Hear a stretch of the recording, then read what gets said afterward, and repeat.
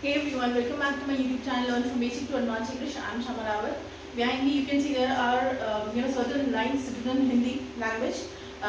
We will be translating it. The entire paragraph falls into the category of continuous tense, present continuous tense, past continuous tense and future continuous tense.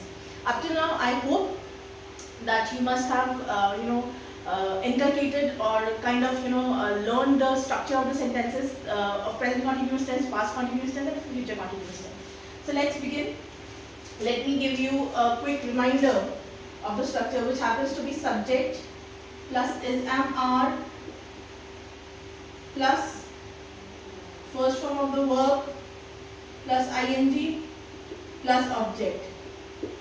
This is I'm talking about the present continuous tense. Talking about the past continuous tense, the entire structure will remain the same, only the helping verb, it happens to change. Instead of is, am, are, was and verb will come, okay, in past continuous tense. And in future continuous tense, will be, shall be. We will write will be, shall be in place of the helping verbs. Although shall be in modern English, it is no more in use, but still. So therefore, you have to use will be. Okay? He will be doing this job. He will be doing that. Okay? So the first sentence, there are kind of two sentences into a single sentence. There is the or written in between. Let us see. Let us decode the sentence.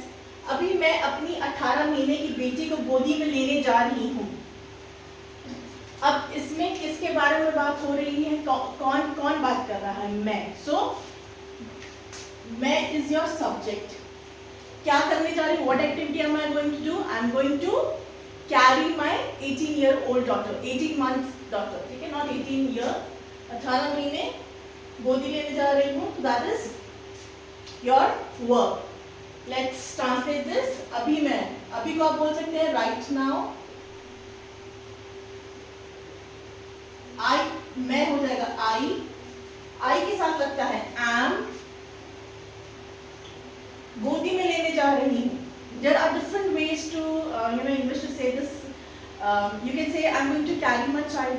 Okay, I'm going to carry my child in my lap. If the mother is going to feed the baby, so of course she will take the baby and put the baby on her lap. ठीक है? Simple है, गोदी लेने जा रही हूँ. So I'm just going to write I'm going to carry. Okay? I am जा रही हूँ ना, मैंने लिखा लेने जा रही हूँ. I am going to carry my 18-month daughter. और and साथ साथ में वीडियो एडिट कर रही हूँ. तो ये भी एक तरह से कंप्लीट सेंटेंस है. साथ साथ में मतलब जब आप कोई काम साथ साथ में करते हैं तो you in English you use the word simultaneously. ठीक है? I was driving the car and simultaneously I was also having my chips. मैं गाड़ी पे ड्राइव कर रही थी और साथ साथ में चिप्स खा रही थी. So the word simultaneously, okay? साथ साथ में वीडियो एडिट कर रही थी. वीडियो एडिट करने को बोलेंगे editing. Okay, editing is your verb. साथ साथ में बोलेंगे simultaneously. Simultaneously. कौन वीडियो एडिट कर रहा है? It is me who is doing editing the video. So simultaneously I कर रही हूँ. अगर होता कर रही थी तो हो जाता I was. I am editing the video. Okay? Moving to sentence number 2. मेरा बड़ा बेटा बैठकर कुछ चित्र बना रहा है. ठीक है? किसके बारे में बात हो रही है? बड़े बेटे के बारे में बात हो रही है. क्या एक्टिविटी वो कर रहे हैं? चित्र बना रहे हैं. आप ड्राइंग लिख सकते हैं, ड्राइंग पिक्चर्स, आप स्केचिंग लिख सकते हैं. ठीक है? तो मेरा बड़ा बेटा, ओल्डर मत लिखिएगा. Please discard this word older. My older son, my older brother. ठीक है? यू हैव टू से माई एल्डर सन. मेरा बड़ा बेटा, माई एल्डर सन. अब बना रहा है. Presently, the work is being done. So you will follow the structure of present continuous tense. So you have to write my elder son is, क्योंकि एक ही बेटे के बारे में बात हो रही है, सिंगुलर है. ठीक है? My elder son is क्या कर रहा है, बैठकर कुछ चित्र बना रहा है, ठीक है. My elder son is sitting and drawing. Simple. You can also write my elder son is sitting and drawing some sketches या doing some sketches. मैंने simple drawing लिख दिया है, ठीक है. और अपनी काल्पनिक कहानी सुना रहा है, ठीक है. और हो जाएगा आपका and he is, सुनाने को क्या बोलेंगे, मुझे बता रहा है ना. He is telling me, ठीक है. He is telling me अपनी काल्पनिक कहानी, काल्पनिक को क्या बोलते हैं, फिक्शनल, ठीक है. Telling me his fictional story.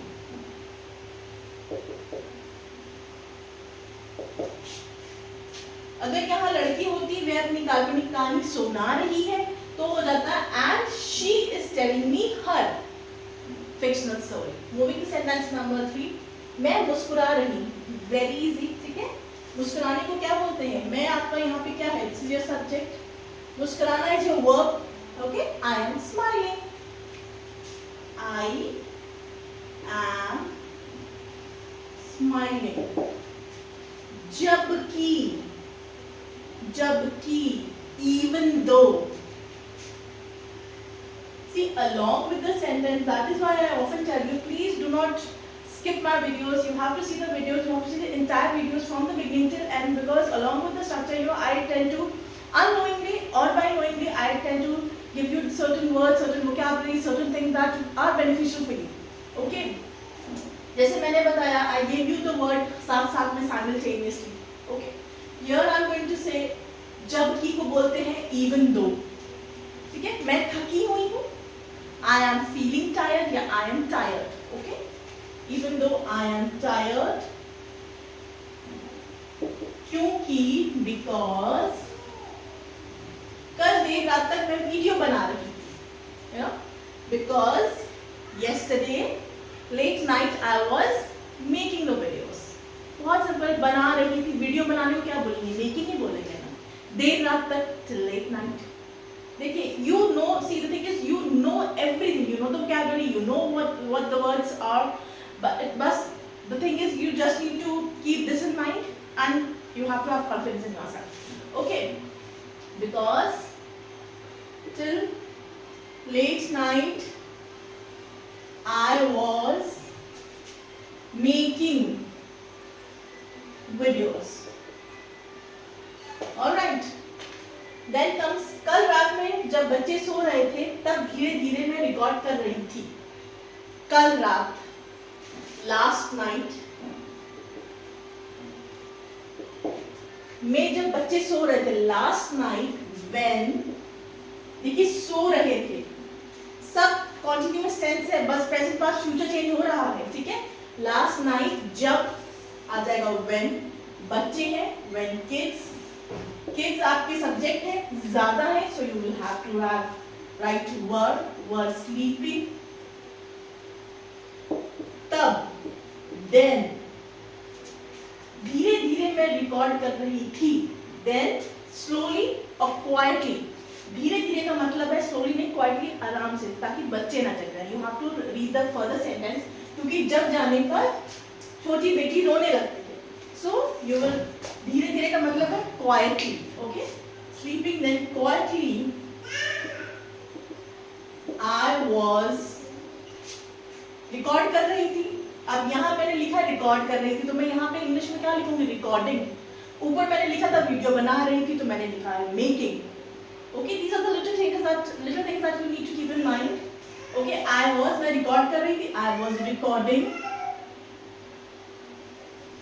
क्योंकि, because, जब जाने पर छोटी बेटी रोने लगती है. When my younger one awakens, she starts crying. ठीक है? Because when छोटी बेटी है ना, तो क्या लिखोगे, little girl, no, grammatically it is incorrect. बड़ा है तो elder, छोटा है तो younger. When my younger, बेटी है, daughter wakens up, उठ जाती है, उठने को wakens up. She starts crying, रोने लगती है. She starts crying. Full stop. कल फिर एक वीडियो शूट कर रही होंगी, आज ही के समय कल फिर एक वीडियो शूट कर रही होंगी, तो क्या लगेगा? Will be. ठीक है, कल, टुमारो, अगेन. कौन शूट कर रहा होगा? मैं. Okay, tomorrow again I will be shooting, क्योंकि यहां शूट लिखा है. हाँ, शूटिंग अ वीडियो. शायद, मे बी.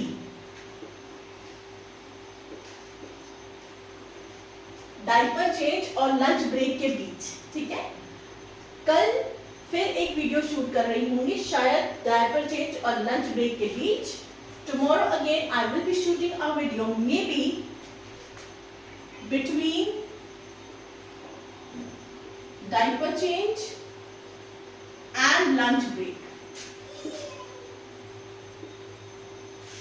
बोलते इंग्लिश बहुत मुश्किल है बोलना, बहुत मुश्किल है बोलना. अब आप देखिए जैसे जैसे सेंटेंस मैंने बिल्कुल वही वही उठा के सब बोल दिया है ना. Just I have just changed, I have just kind of done a little changes with the helping verb. कब was लग रहा है, कब were लग रहा है, will be कब लगना है, shall be कब लगना है, I कब आना है, he कब आना है, he के साथ his आना है, she के साथ her आना है, and your English is sorted. Okay. माँ होना और क्रिएटर होना दोनों ही फुल टाइम जॉब है. ठीक है, माँ होना और क्रिएटर होना को आप कैसे लिख सकते हैं? You can write being a mother and a content creator, या माँ होने को आप सीधा लिख सकते हैं मदरहुड. ठीक है, मदरहुड एंड कंटेंट क्रिएटर दोनों ही फुल टाइम जॉब है. अब दोनों को क्या बोलेंगे? दोनों, बोथ. दो चीजों के बारे में बात हो रही है तो क्या लग जाएगा? Are. Both are full time jobs. ठीक है,